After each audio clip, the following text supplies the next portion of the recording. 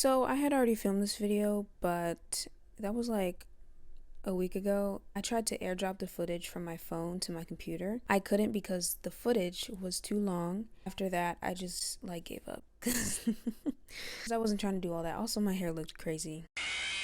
Anyways, hello. I know it's been a while. It's been a while. Let's not talk about that. Also, I did change the name of the channel to Joss Offline. This is Jocelyn just didn't have like any gravitas, you know? It was giving boring, you know? Also like Jocelyn 2 like was not no. As for the future of this channel, all I really have to say about that is that I haven't posted in so long because I didn't know what to post, but also I felt like I had to post specific things relating to my other channel, which is in the link in the description if you want to check it out. I've kind of been learning that I can just do what I want because this is my channel, you know, and I can post whatever I want. I thought that I'd get back into posting videos with something that I am highly passionate about: the Oscars. Now, I couldn't even call myself a film critic, really, and I'd love to call myself a cinephile, but the truth is, I'm only a person who likes watching movies and has a Letterboxd account. Not much credibility from that, I know. However, I did want to talk about the 2023 Oscar nominations, and also I know that I'm late. What else is new? Oh. Okay, let's get started with the video. Yay. But before we begin, I'd like to thank the sponsor of today's video, Squarespace. Just kidding, I don't have a sponsor, but if any brands are watching this, hit my DMs immediately. I'm just going over the nominations, giving my opinions. My opinions are my opinions. If you have other opinions, then that's okay. So before I get into the actual nominations, I just want to say that Everything Everywhere All at Once is leading with 11 nominations. Wow. Very much congratulations. And spoiler alert, I want this movie to win all of the awards. We're not going to talk about some of the categories because I am certainly not qualified to talk about said categories. But also, I haven't seen every movie on the list. Why am I talking about the nominations if I haven't seen it? I know. I'm sorry. Best Original Song. Of course, we have Lift Me Up. Shut the up! I already expected this, you know. Do I want it to win? Yeah, also, I haven't listened to any of the other songs on the list because, like I said, I haven't seen all of the movie. Shut up about it. I haven't listened to Natsu Natsu because I haven't seen the movie. I know it's available on streaming. I still haven't watched it. Shut up about it. I'm happy that an international film is getting recognition, and if either of those songs win, I'd be happy. Best Original Score. Now, did I listen to the scores of the films that I watched? No? You what? Oh my gosh, I forgot. One second. So, since this is a pop culture video, I only thought it'd be appropriate to wear my pop culture glasses. Do you like them? I got them off of Instagram. Oh my god, the ring light. Love that. Yeah, this is a pop culture video, so I'm gonna be wearing the pop culture glasses. What were we talking about? Scores. Who did the score for Black Panther? How did Black Panther not get a Best Animated Feature Film? Now, I've only seen Turning Red once, and I loved it. I thought it was really great. I think I gave Turning Red a 9 out of 10 when I first saw it, and if I saw it again, I'd probably give it a 9.5 because it was just really good. Now, Pinocchio. I haven't seen Pinocchio, and I have a Netflix account. There's really no excuse on that one.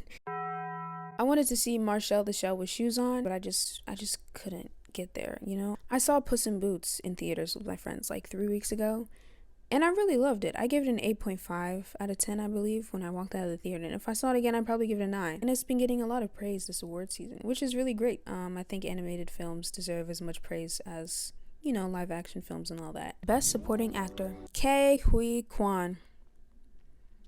That's it. When I first saw the movie, I thought that everybody did a phenomenal job. I had never heard of him before I saw Everything Everywhere All at Once, and I had assumed that he'd been acting for a long while. I didn't know his story until after the movie came out. To hear that he hadn't been in front of the camera for 30 years because he thought that he didn't have any opportunities, it was really nice to hear that he was just welcomed into this project.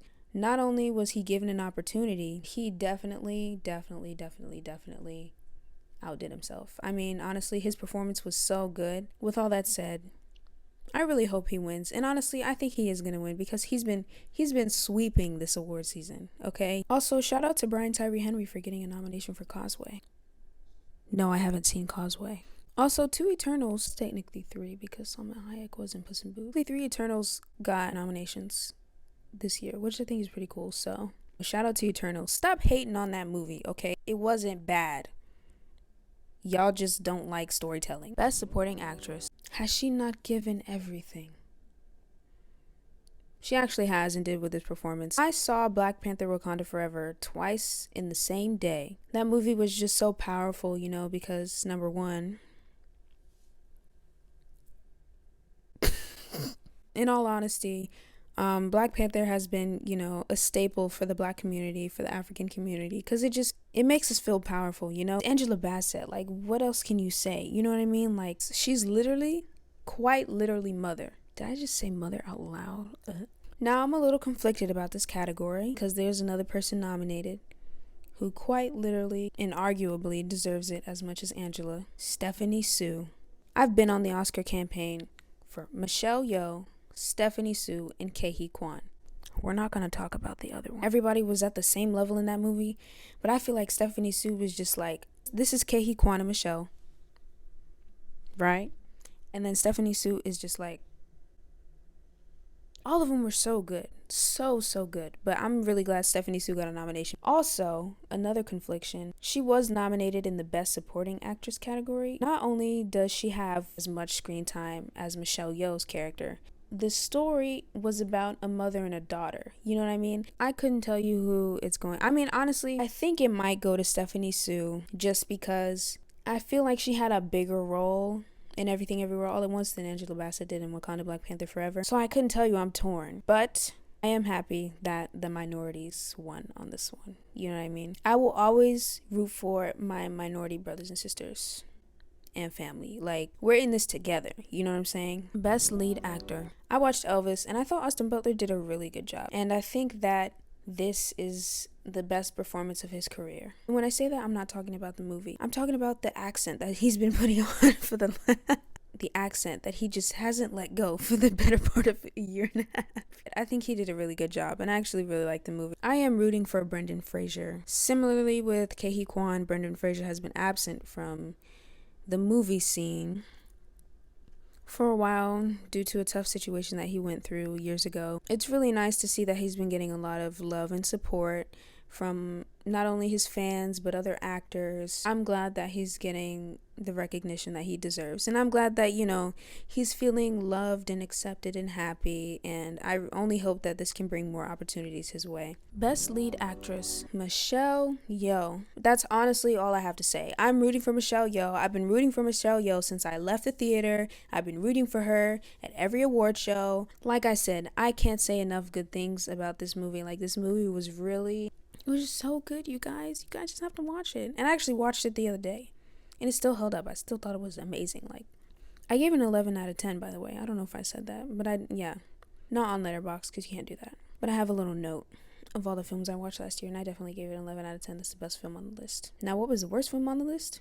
We'll get to that in a minute. I do think that Michelle would win, but if she didn't win, I wouldn't be surprised if Cate Blanchett won. There's a lot of diversity with this year's nominations. Stop the cap. A lot for them, not a lot, like, in general. You catch my drift, you know what I mean? I do think Michelle is going to win, but I wouldn't be surprised if Cate Blanchett won for Tar. No, I haven't seen Tar, but it just came out on Peacock like 2 days ago, so I am going to watch it. Best Director. Am I even qualified to talk about this category? Best Picture. I am pulling for Everything Everywhere All at Once. Shocker, I know. Like I said, it is the best film on the list. I actually do think this film could win. I'm like 75. I'm like 75% sure that it's gonna win. You know what I mean? If this movie doesn't win, it'll probably go to the Banshees of Inisherin. I have not seen that film. Shut up about it. That pretty much sums up my thoughts about the nominations. So let's talk about snubs. Now, as for snubs, I really only think two movies were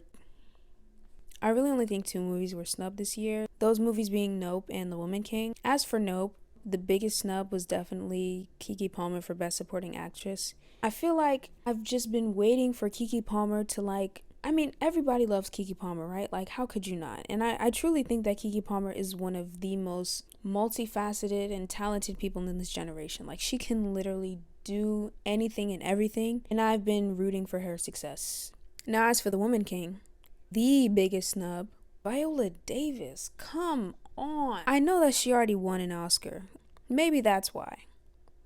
Alright, maybe that's why. Me personally, she's not only my favorite actress, but I think she's like the best actor. You know what I mean? Viola Davis was incredibly and disrespectfully snubbed. The same thing could be said about Lashana Lynch. She definitely should have had a nomination for Best Supporting Actress because she also did a really good job. And I am really shocked that this film got 0 nominations.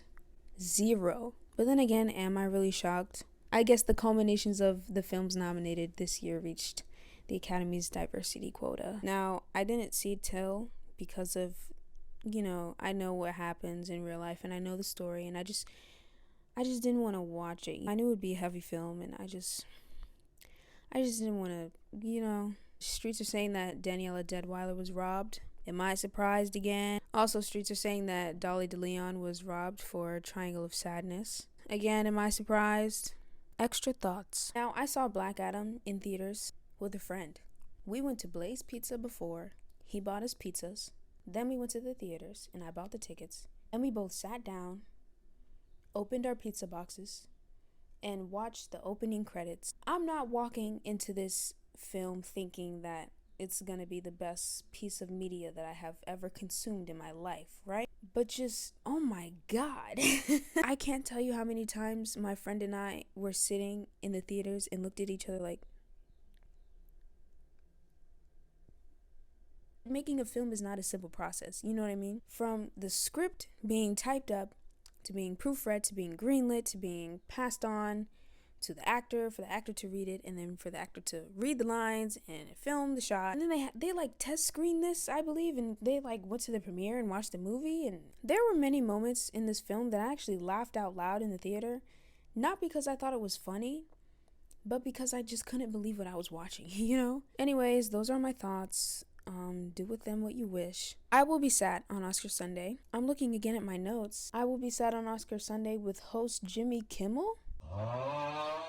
Who decided that was gonna... Thank you for watching. If you were to subscribe, that'd be cool. If not, that's fine too.